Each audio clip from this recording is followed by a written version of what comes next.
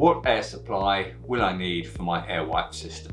Now, air wipes are a very handy way of producing high impact air in a circular topology, so they're very useful for drying or cooling extrusions passing through the center of the air wipe.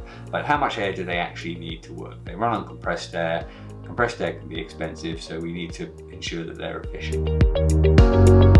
Typically, an air wipe will want to run at about 5 to 7 bar air pressure, so you're going to need an air supply that can maintain that kind of pressure. That's when they work most efficiently. All the stats I'm going to give later in this video are for 5.5 bar operating pressure, which is around optimal.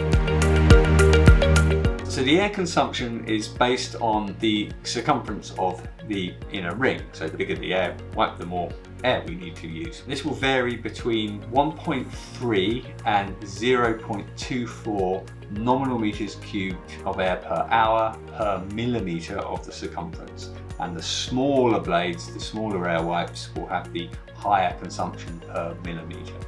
So for example, our smallest 3/8 inch air wipe has an inner diameter of 3/8 inches, or about 9.5 mil, meaning it has an inner circumference of about 30 millimeter.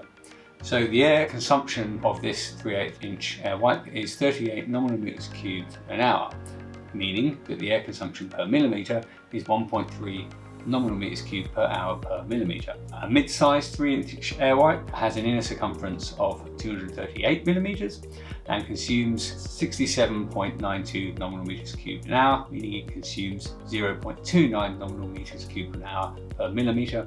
And our large 11-inch air wipe, the largest one we do, has an inner circumference of 878 millimeters and consumes 208.8 nominal meters cubed an hour, or 0.24 nominal meters cubed an hour per millimeter. Now, the air consumption and air force can be increased by inserting shims to widen the gap. The previous stats are for a standard 0.05 millimeter gap, which is the standard, but if we can take a shim and add that and make it into a 0.1 millimeter gap, then you'll basically double the air consumption for any given pressure, and correspondingly you'll increase the force and the impact there.